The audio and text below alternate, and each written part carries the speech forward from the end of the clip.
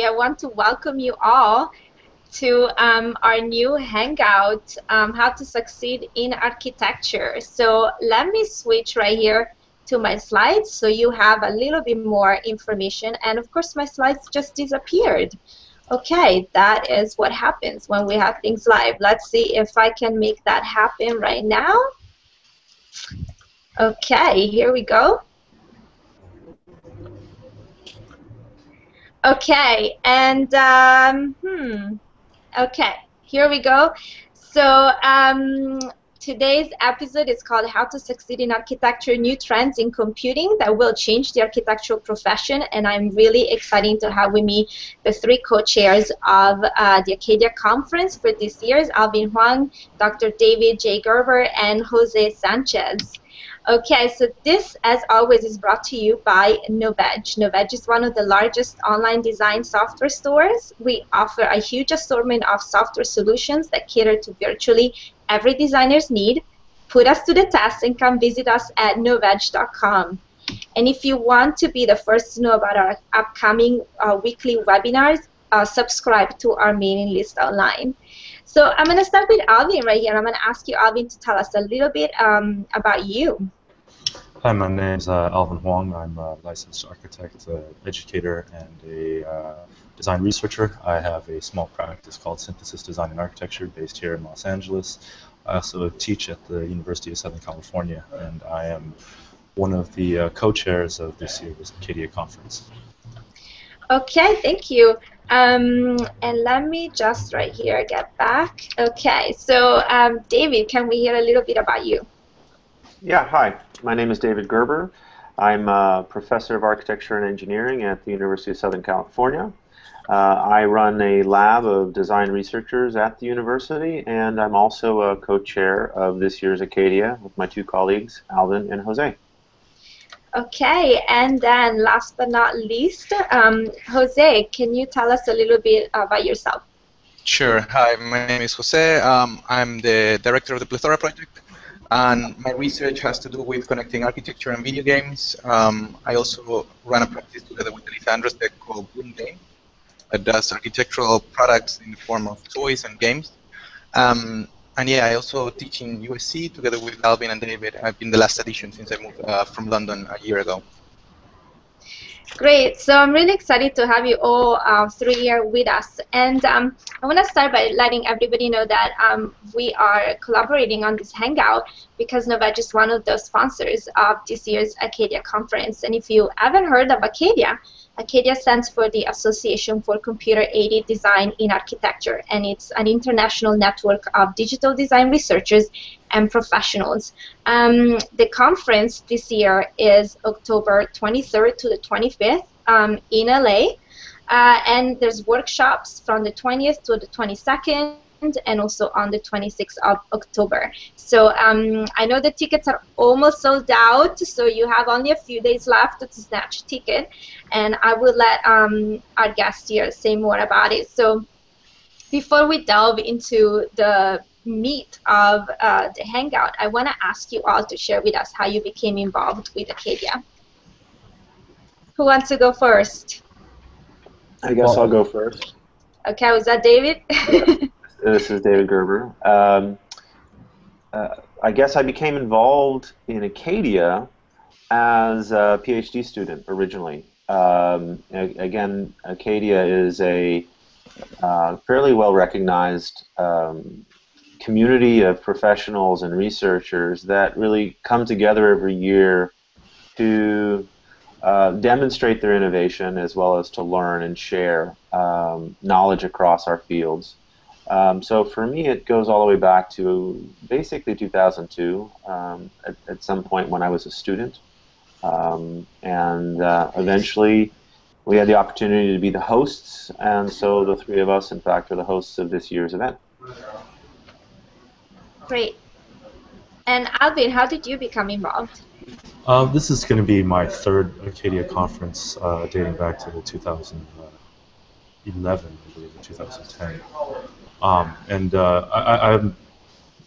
have not been to as many as David has, but somebody who's been involved in the technology for quite some time, something that I've watched from afar and kind of seen develop, and it's always been a source of inspiration in terms of being able to see and understand what other people around the world are doing with these technologies.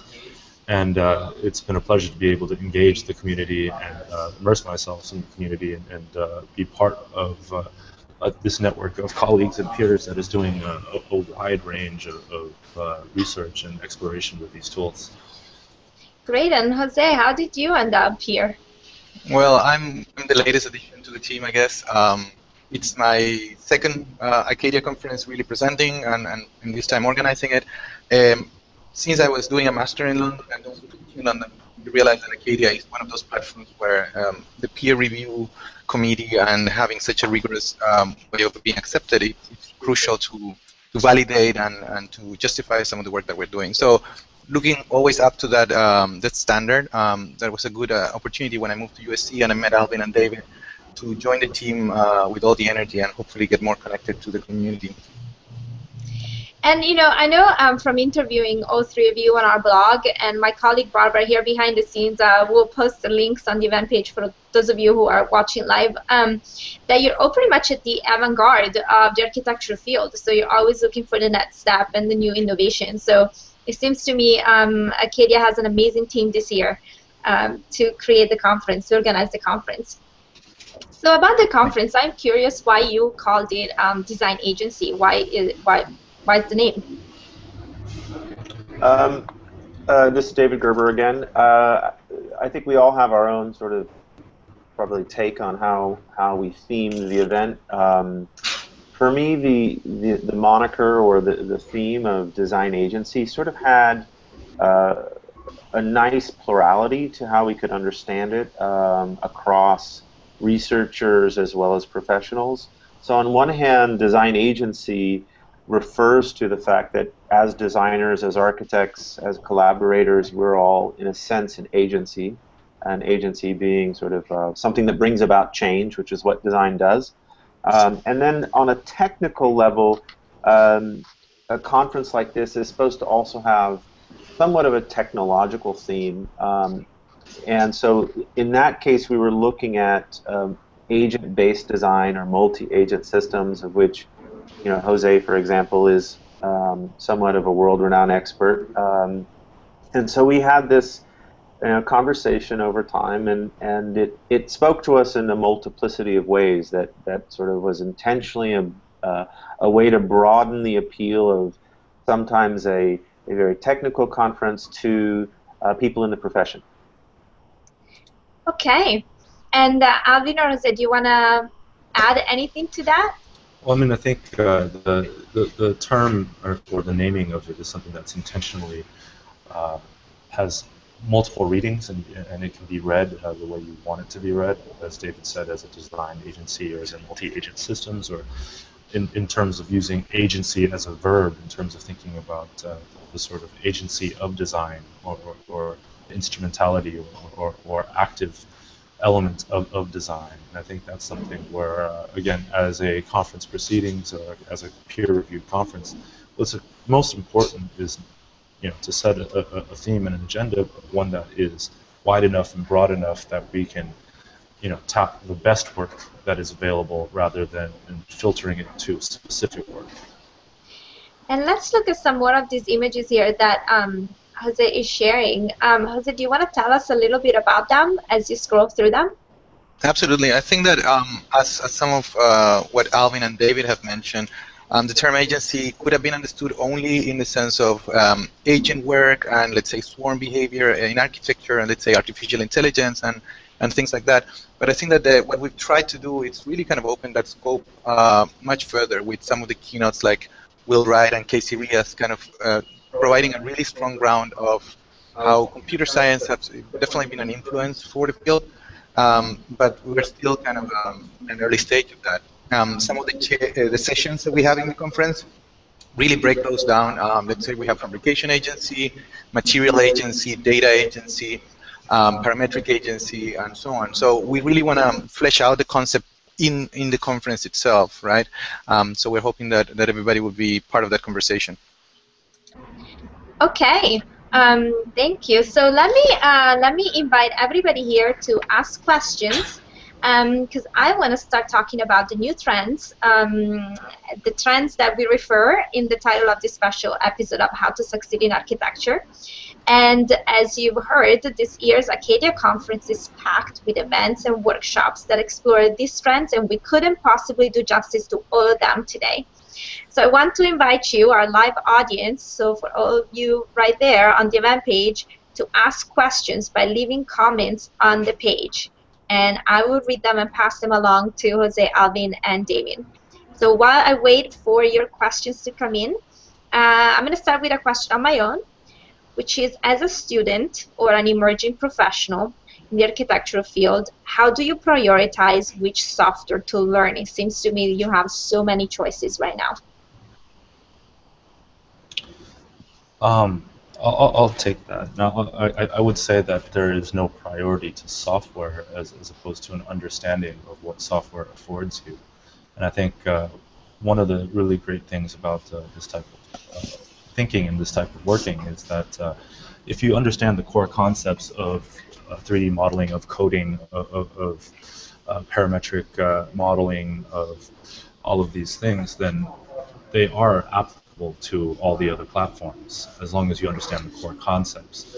And if you're to relate it towards you know, a language, as long as you understand what you're trying to communicate, then you can figure out how to do it in different languages. And I think all of the software packages that are out there do different things better than others, and some of them are more generic.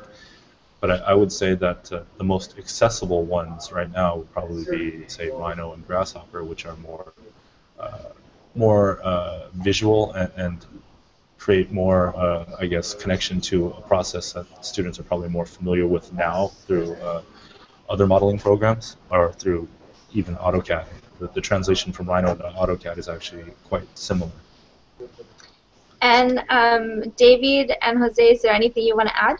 Yeah, I would like to add maybe, you could really say that today it's one of those, we're in a time in which learning software, it couldn't be easier, right? Like the amount of online content that you have out there for free, basically, it's really vast.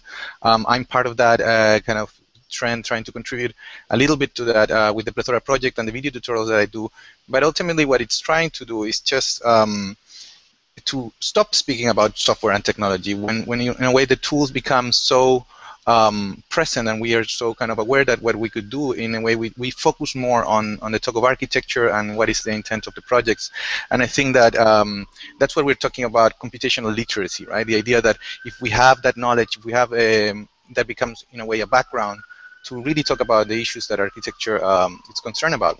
And we're not anymore just really celebrating tricks or techniques that could be considered just new, but how do they relate in the context of the discipline? So that's, I guess, one of the emphasis. So can you give me an example of that, of an issue that architects are facing right now, and how you think the conversation should be more about that than the software itself? I'll feel part of that. You know, we used to spend a lot of our time, both in the profession as well as in research, discussing data transfer. One file type moving to a different system and a different file type, and developing open standards or closed standards for how we can optimize and make our very fragmented industry efficient. So that's, you know, the conversation of IFC, BIM standards, and all of that. And on some level, that conversation is dissipating quite thankfully, in the sense that those issues have been somewhat solved. And that's sort of a minor, I'd say, aspect of this conversation in terms of, you know, which software do we use. I think the more important thing is sort of re-emphasizing what my two colleagues have said, which is, as educators as well as professionals, at the end of the day, the issue really is of literacy and of enabling the designers to actually do what they do best, which is to solve problems. And so in some ways we, I think, are starting to be less married or sort of married to a singular platform or software and becoming very sort of plural in the way that we look at software, as well as becoming developers to some degree ourselves. And I think that is a big shift. You know, I want to ask you about that because I know that you all of you three here have experience building your own software tools in one capacity or the other. And would you say that that's the future, that we will see more and more professionals not only using software that's been made, but also developing their own software? Well, I think that you've seen probably some of the trends regarding learning to code and Code Academy and different initiatives that promote that even kids start learning how to code very early. And you're seeing that not only in architecture, but in any discipline. Like many disciplines are really kind of including some curriculum of let's say, programming or development of software, just because the software is such a medium that is very versatile, right? So that's, again, what we're talking about, literacy here. And I think that I don't think that the whole profession is going to move in this direction to really have a core set of skills that is necessarily programming or developing tools, but we are seeing definitely a subset of architects that in every office, in every practice, they're having specialized teams, specialized groups that are dedicated to creation of software. And that is something that, if you ask me today, like, how do you get a job? Like, you want to get specialized. You want to get good at being able to create new tools, because that really kind of expands the field and becomes very valuable at the moment of working. Okay, that's really interesting.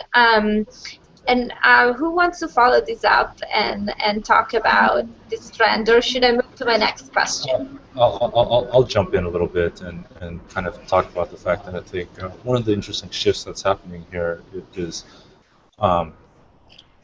basically the fact that architects or designers in general are maybe moving away from being solely the designers or authors of product, but also the authors of process. And the authors of process. The process is an innovation in itself and becomes something that is enabled by the technology, but is not about the technology. And I think that's one of the things that Jose was talking about in terms of computational literacy.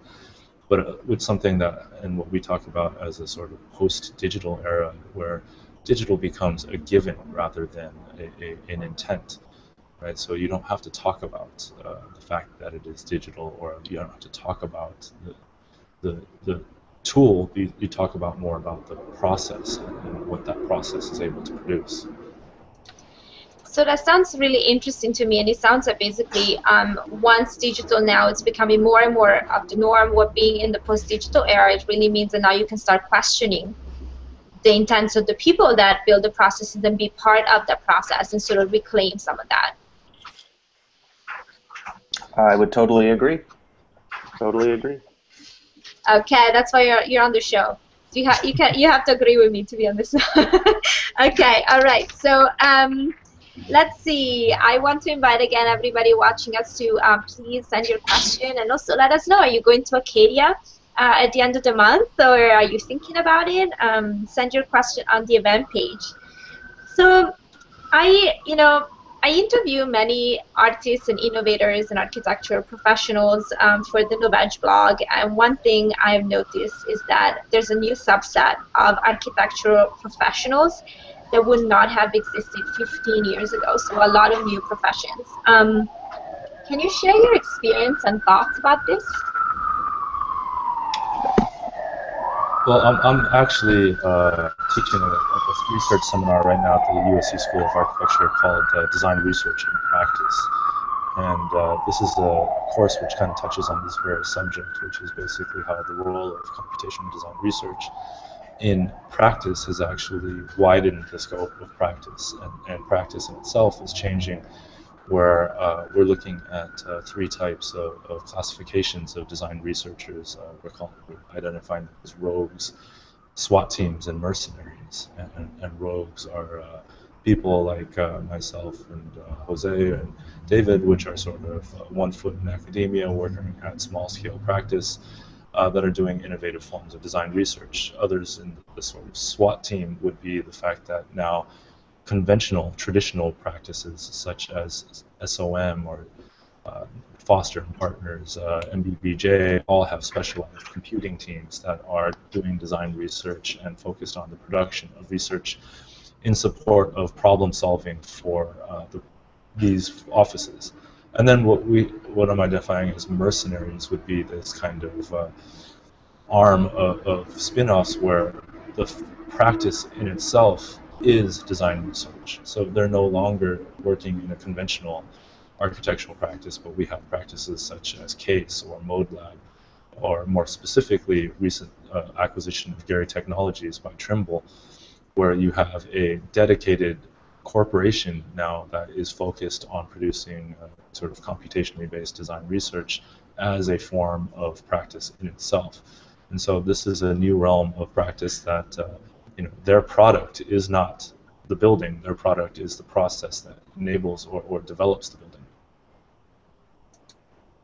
I feel very related to that in some degree, because my own work as well has to do right now with looking at video games and looking at different modes of practice of architectural thinking that are not necessarily architecture as such. And I feel that this has been, in a way, the discipline has been cornering out some of the work just with this competition model. I mean, for instance, Alvin here, he's been part, as I've heard, of the Helsinki competition, and where you have over 1,000 submissions of different kind of teams all over the world. And when you start thinking of this problem of competitions, right, you start wondering, is there enough work for the amount of architects we have? And then you start seeing this trend of architects more and more really looking into different fields and trying to express some of this architectural thinking in different forms. So I think that the architecture profession, it's a little bit cornered in the way we're pursuing work, and that needs to be broken in some degree. And I think that the creative professionals all over the world are really discovering interesting trends that makes architecture far more interdisciplinary today, and really kind of getting great resources from other fields. So that's I'm quite excited about that, and hopefully we'll see more of that in the future. Well, it seems to me that architecture, as we used to define it, it's also changing. Like the definition itself is changing. This is what I'm picking up from the outside, talking to a lot of architects. How is it changing? What are you picking up? That's interesting. Like, I see that people are thinking in a bigger way about the way they build environments, and there's again this cross-pollination that Jose mentioned, where I see a lot of people applying the skills they've learned in architecture school or in the field to other disciplines outside. Well, I don't want to be kicked off the show. No, great. Disagree with me, please. But, I will disagree in the sense that I'm not sure architecture itself is being redefined as architecture. But I would agree entirely that the skill set of architecture, especially given the post-digital, let's say, is lending itself to a lot more opportunities for people who are trained as architects or similar to architects to really influence the world. And I think I'm really just rehashing what my two colleagues just said. I think what's fascinating about the architectural education is that it brings together the need to learn technical things and technology, which is at the core of our hangout today.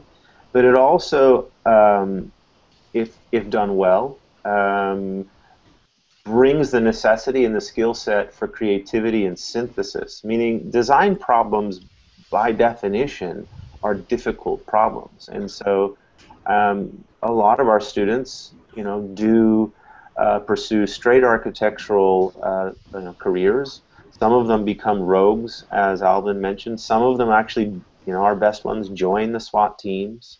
But then some of them go off and do completely non-architectural careers, but based on the technology and the skill sets they've learned from us within the more traditional architectural curriculum, I would guess. Are there some of these professions that totally surprised you that you wouldn't have expected? if you can think about them. I'm Well, just curious. actually, ironically, I think it's in the other direction. There have been people that have really done some amazing work in architecture or design and computing research that came from medicine or some other fields like that. I guess there are examples of architects changing their career paths and becoming, I don't know, CEO of Coca-Cola, for example. So which has happened actually, and so yeah, there are those stories, but I think I pay more attention to the incoming, I guess. Okay, so let me go to my next question right here, which is reading the the schedule and everything you plan for ACADIA. I read about 4D printing, programmable materials, the self-organizations of design intent, and all these terms feel like science fiction to me, I have to admit. So can you explain some of the basic technology behind them and what they mean for the future of the profession? So I know this, you could talk for hours and hours, and you teach entire classes on this, but give us a little bit here for us to understand. I think I'll let my colleagues maybe speak to the specifics of what you just mentioned, but I think there are a couple of things we should all take to heart, which is that there are a number of trends and paradigms that I would argue are going to drastically change the face of architecture and our professions and our parallel professions, and that is that the cost of computing, the actual cost of a calculation, the cost of access to a computer is dropping rapidly, and therefore the ability to do heavy calculation, or what we call the infinite computing paradigm, is becoming accessible to millions and millions more people. If you just go to China or India or outside the United States, you'll see, in fact, people are gaining access to computing at a very, very rapid rate. So that's one trend that we all have to acknowledge. And then the second trend, which I think does relate specifically to a couple of the terms that you just threw forward, is that the cost of complexity is also shrinking. So in the past, if we think historically as well as technologically, we were reliant on Fordism and prefabricated, off-the-shelf kinds of systems. Whereas if you were to, I guess, look at Jose's image, or even some work that Alvin's going to be exhibiting at ACADIA, you can immediately realize that the complexity of what we can imagine is also becoming so much more enabled by technology and computing. And so those two trends, coming together really are quite exciting, and are a lot about what our event really should be about. And then I'll let the gentleman. And before I switch it to Jose, I want to say these are really, it's really good actually to frame this in this context. And we have one of members of our audience here, Martin Henriksen. So hi, Martin. And he can definitely relate to all of this. He wrote us that he's an architect working in an engineering company and doing software development. So this definitely resonates. Okay, let me see if there are more questions. Not yet, so I am going to switch here to Jose. What do you want to add to this, Jose? Yeah, absolutely. I think that you're really picking up on some very hot topics for this conference, right? Like we have 2 awards. One of them, I'm showing some images here of Jenny Savin, that is really great work and starting to work much more at the material level and the molecular level, right? And some of the work of Neil Gershenfeld, which is also going to be an award that we're going to present. It's really kind of talking, as David has pointed out, that the access and control that we're having with computation, that it's becoming much cheaper. It goes much in a finer grain, right? So we have access to control, let's say, a much more detailed control over matter in general. So I think that we're going to see a trend in that, and also we're looking at people like Mario Carpo that has really beautiful essays talking about how the granularity of and even the aesthetics of are becoming more granular with the access of big data and control that is becoming, as David said, much cheaper. So I'm just showing examples of some of my own work and some of the work of the speakers that are going to be in the conference, that are really kind of I like that connecting to this kind of idea of granularity, I guess. David, did you say something? I'm sorry. I liked one that was 3 slides before. We're getting requests here, so. This one. No, polyomino. Yeah. Well. There we go. I definitely think. I mean, you mentioned also 4D printing. I think I have something like from Skylar here. I think that there's a kind of a larger field of people working in these similar problems, and it's interesting that this really kind of puts on its head this term that you guys have coined already, which is post-digital, right? And I think that someone like Gershenfeld would argue that maybe we are in the pre-digital because most of the materials that we have, it's kind of analog, and the way we've been kind of working with them, it's still analog. And perhaps we're still to debate what is this term post-digital, and I don't know. I do feel that we're not there yet. So I'm very curious to see what was that conversation is going to unfold during the conference. I would also like to critique another term, and that is 4D printing.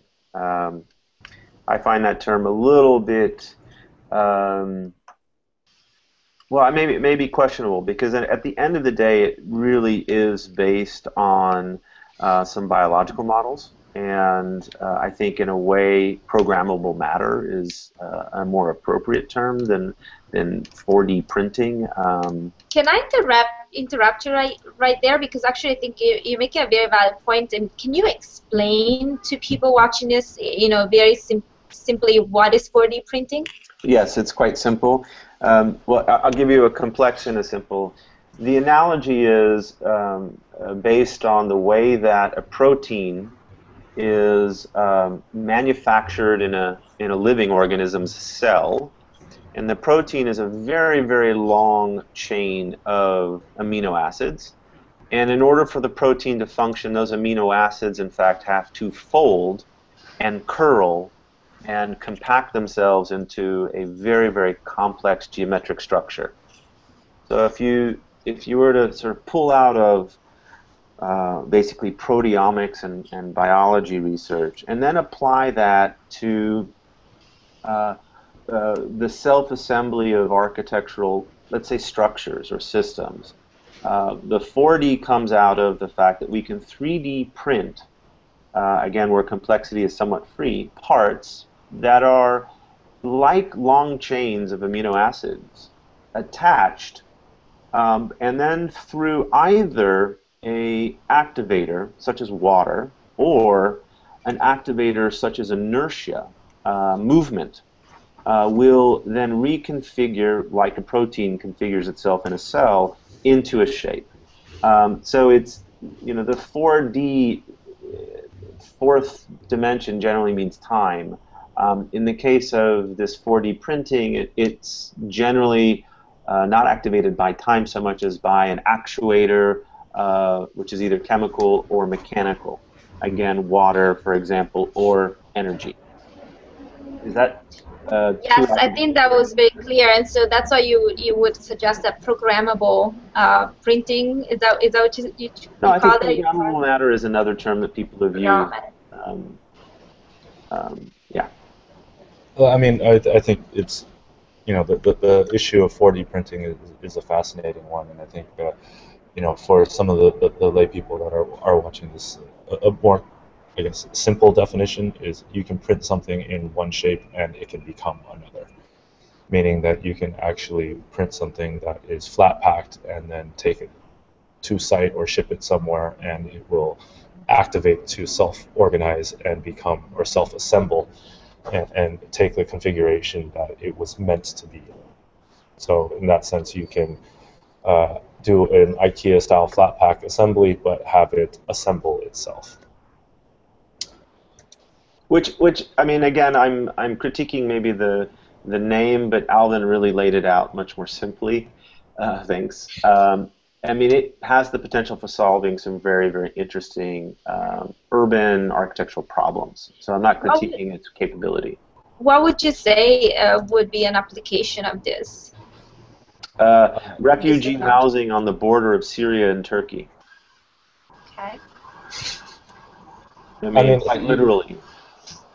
Arguably, any type of construction that you can imagine. Right now, anything that is constructed the way that you ship materials and you ship pieces and parts is fully constrained by the container in which you are able to send it in. And if you can limit the size of that container, you can save quite a lot in terms of the efficiency of transportation. But in Javid's example, you're taking it to somewhere that is remote and hard to get to, and the more you can make that trip efficient and have less labor on site to manage that assembly, the better. Okay. So that's great. And if anybody has other questions about 4D printing, please send them to us. Write them in the comment section. Anything else about this technology you're going to showcase at ACADIA? Other examples of new trends and new technology we can expect to see? I think you can expect to see a lot at ACADIA as far as new trends, technologies, and things being showcased. I mean, that's a great question for us because we're all very excited to be part of it and what's coming very soon. But you're going to see everything from simple robotics to complex robotics as they apply to design. You're going to see people who invent their own technologies and softwares to people who implement on top of existing technologies and softwares to people who are utilizing these technologies and softwares for building real one-to-one scale or simulated environments and design scenarios. I mean, the breadth of what ACADIA generally brings is quite significant. And in this particular case, you know, it hasn't happened yet, but it's shaping up to be a pretty large ACADIA event with a very, very interesting group of sponsors and technologies that will be on show. But as well, and more importantly, really for us, is the broad spectrum of individuals. Again, people like ourselves, but as well the professionals from around the world and the academics from around the world and the students from around the world coming with their best work. I mean, those that are presenting actually made it through a very, very competitive and rigorous, what we call peer review process, which is basically professionals and experts reading their work, checking their work for authenticity and originality. So it's going to be quite amazing. Yeah, I wanted. Sorry. I was going to ask you if you have an example there that you're going to show us. Yeah, I wanted to add that it's quite interesting to see that problem of 4D printing in correlation to some of the other trends as well. Like I'm showing here in my screen some of the work from TextFab, and there's a paradigm that it still has to do with digital fabrication, right? And that's quite prominent and prevalent in the conference. We're going to see a lot of examples of that. We're going to have a great exhibition from the people from TextFab, and there's going to be the announcement of the winner of the competition during the conference. So, and also maybe if I go through my images here, I can see that we will be looking at also robotic manufacturing, which also sits in a different paradigm of what this fabrication technique it's all about, right? We're going to be running workshops with robotic manufacturing. USC recently acquired 2 robots, so we're going to have the chance to really integrate that workflow within the conference as well. And those definitely sit in different paradigm of the way you fabricate and you deal with complexity. Another one, my personal kind of work, it's going to be exhibited there, like Bloom, which is taking more of a social approach to this problem of assembly, right? Which is saying, well, what if that energy comes from the crowd, and that energy to assemble something is not predefined by the rules that an algorithm would suggest, or let's say a blueprint, but that could be improvised by a social medium, right? So patterns could arise from that. So I think that it's interesting that we're going to have an interesting debate of how these different paradigms come together, and perhaps that leads towards, yeah, maybe the book from David, which is literally named like that, right? Paradigms of Computing. If I can just maybe put that screenshot up here. Yes, that would be great. Thank you. Let's see if you can find it. And then after you, okay, great. You go. So is this available already, David? Can people go and buy it? No, it'll be launched at ACADIA, actually. Okay, great. So Jose, I want to get back to Bloom, and we talked a little bit about your project on our blog interview, but I was wondering if you can say a little bit more about these patterns you talked about and how you went about creating Bloom. Yeah, well, if you like from the interview, you probably it's a project that has been presented in a couple of conferences already, so we're just going to have it in display in the exhibition. But Bloom was really the opportunity to explore how a simple game could really be connected to the field of architecture. It was kind of a first step of research that I've kind of taken much further since then, because the project started maybe 2 years ago already. So, as I said, is thinking that if you have a generative system, let's say you have units that connect in different ways, and you release it to kind of a public or a social group, people would arrive to different interesting conclusions, right? They would just discover patterns, discover different ways of doing it, and they perhaps would innovate beyond what the designer was anticipating. So I'm really kind of putting, let's say, my money on the fact that there could be some breakthroughs from this crowdsourcing process, right? And that is also going to be shown in a new project called the Polyomino project, which has to do with looking at a much more complex unit that could create three-dimensional structures as well. So yeah, I'm going to be hopefully sharing that during the conference, and if you have any questions as well, it'd be great to have them. Yeah. And Alvin, do you have a project you want to talk about right now that you worked on and it's, used a little bit of a different approach? Yeah, I mean, Jose, maybe you can show, you had it up there, if you can show the Pure Tension Pavilion. The Pure Tension Pavilion is a project which we did here in the office for Volvo, and was one which really was looking at methods of digital fabrication and form finding through a process called dynamic mesh relaxation. And it's a rapidly deployable tensile structure that is a solar-powered charging station for the new Volvo V60 electric car.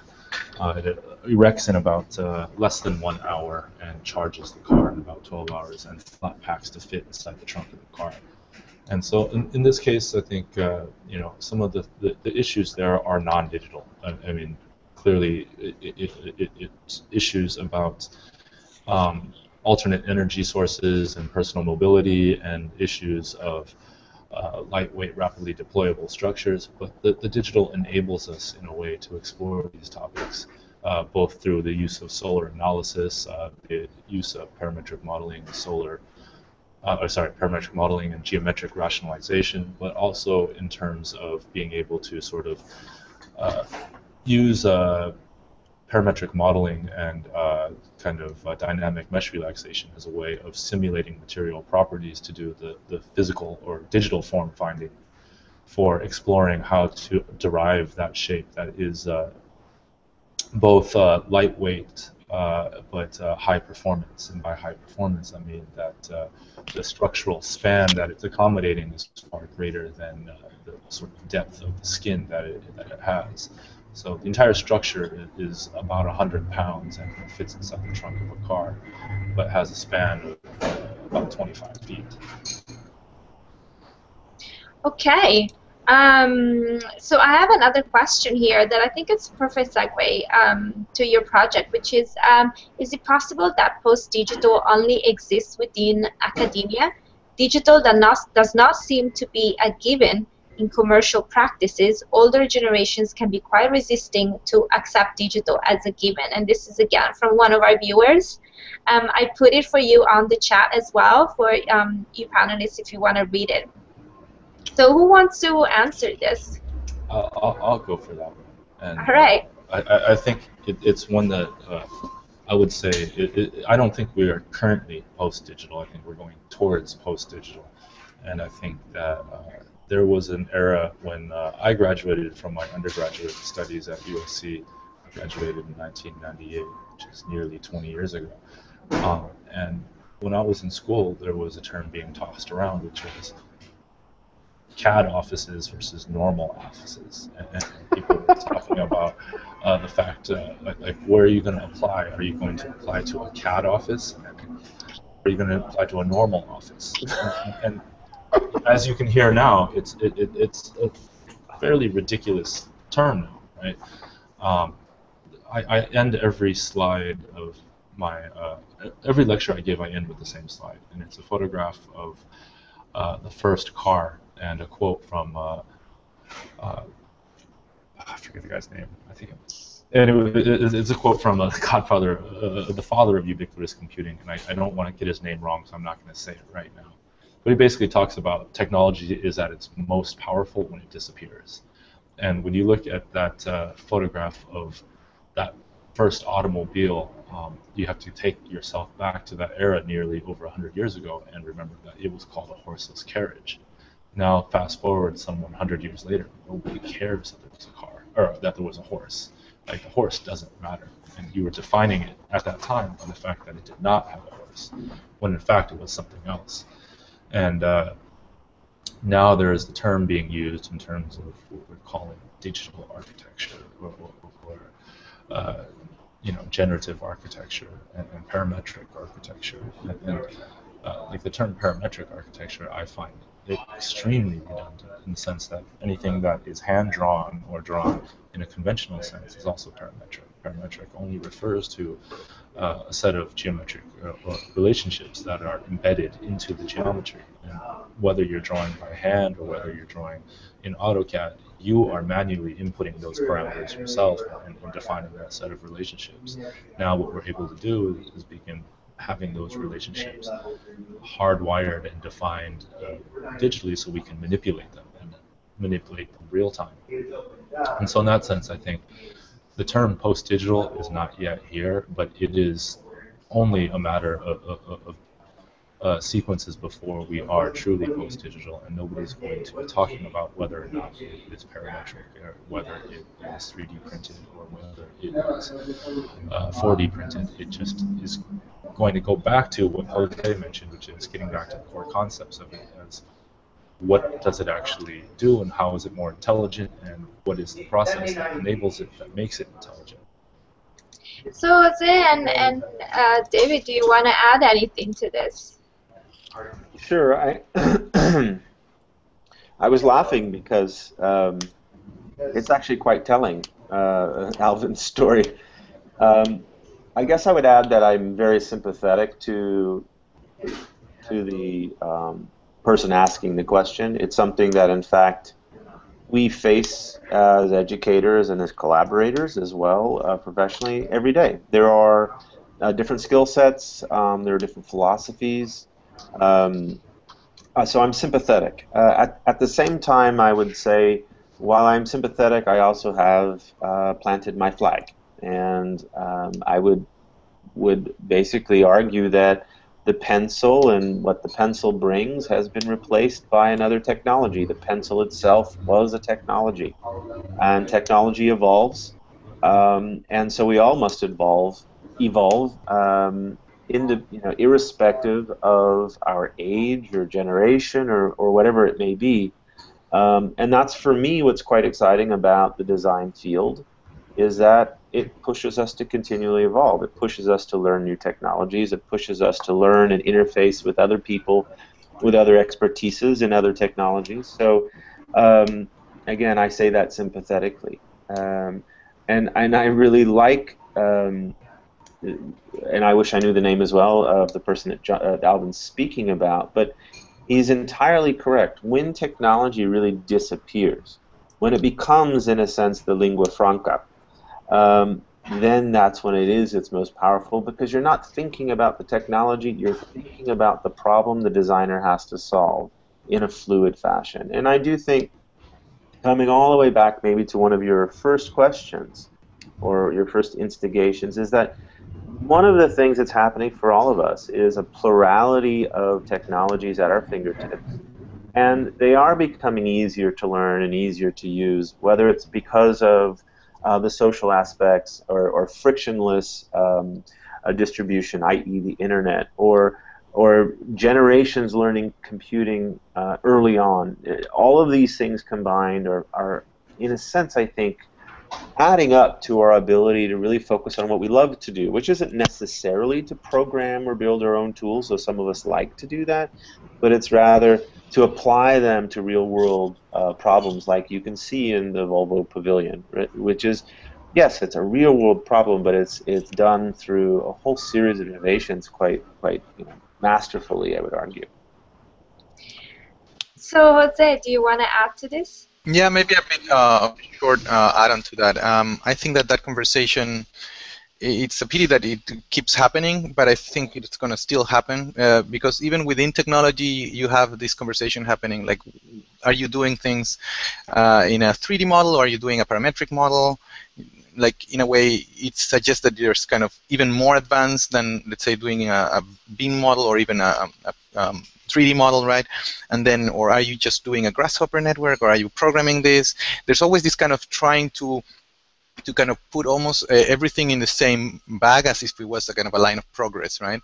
And I disagree completely with that. I think that ACADIA, especially what we're doing in the conference, is trying to have a conversation that there's kind of a multiplicity of workflows, a multiplicity of approaches that they're valid. And some people are doing a lot of kind of handwork. We actually do have beautiful drawings by some of the presenters that go back to descriptive geometry. I've been doing a workshop lately of board games and how to do computational thinking that has to do, and it's nothing with computers, right? But like, how does parameters pass between different elements in, let's say, an architectural model?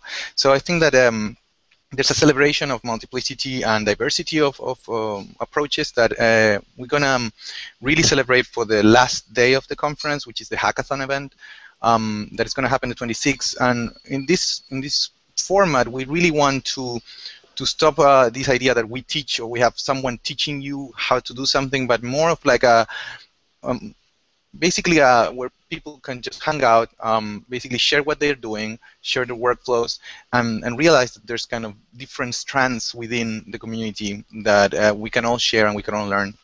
So I think that this year we're kind of adding that new format to the conference, really kind of bringing more of a social aspect to this idea of how do we share and how do we become creative with the tools that we have. So again, we celebrate that. If you want to keep analog, that's fine. Let's share your techniques and let's all learn from each other, I guess.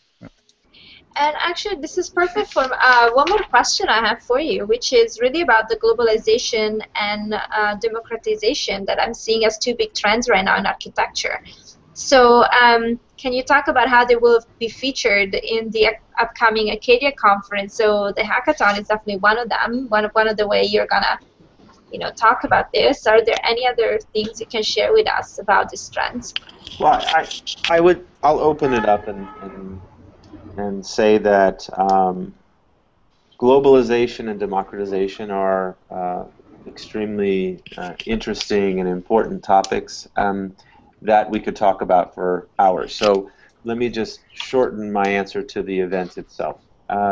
What's really exciting for me about ACADIA is, number one, it's being hosted by a global team. The three of us are quite diverse in ourselves and experiences.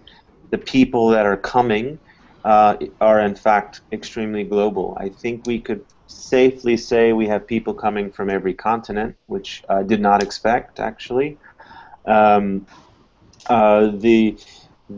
democratic aspect of ACADIA and the event is that it is an open, peer-reviewed academic community.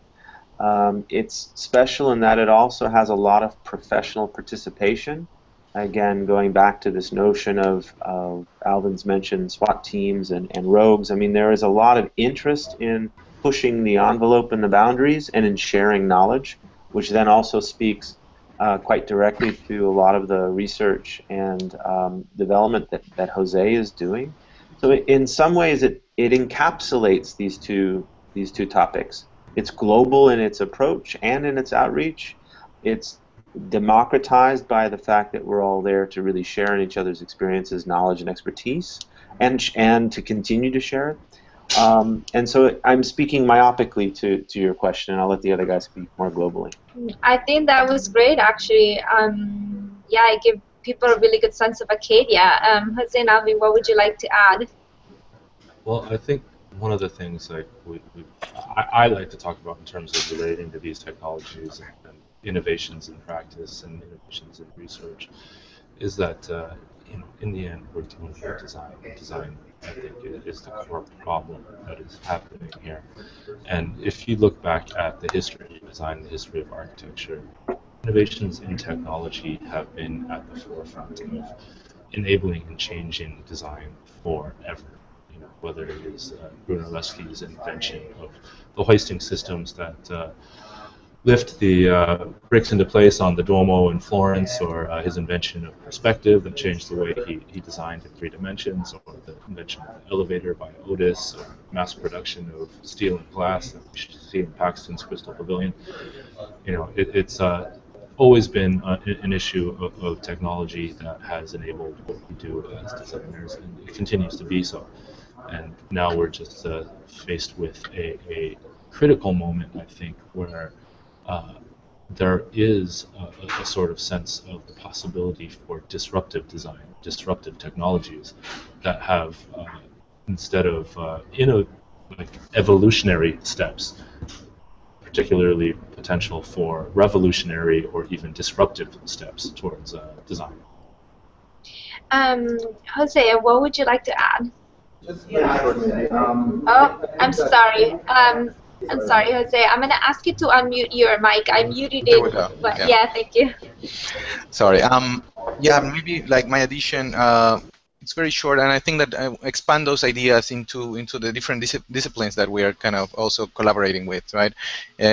Today in USC, we have the opportunity to not only reach to the architecture school, but we also have a series of other schools, the School of Engineering, the School of Cinema, the School of Communication, that are all very interested in the conference and in the conversation that we can create. So this idea of globalization, I think that it's not just like trying to bring people from different places in the world, but like really kind of trying to blur the boundaries of that discipline that we were describing. And something like the Saha event, it's an event that the university is really celebrating as a global event, and how architecture really impacts every other school within university. So I think that we're in the mix of something quite interesting, which is a much more fluent dialogue between the different disciplines, and suddenly we start having common ground for really sharing projects, to collaborating projects in a much stronger way.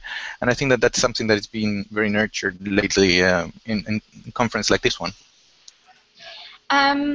Great. Okay, so we're at the very end of our broadcast, and I have one quick question here from our audience, from Newman, that asked, is there any way that we could get access to the slides from the Hangout? And I think they're not referring to my slide, but to your slide. Come to Acadia and buy the books. Buy the book, come to Acadia, okay.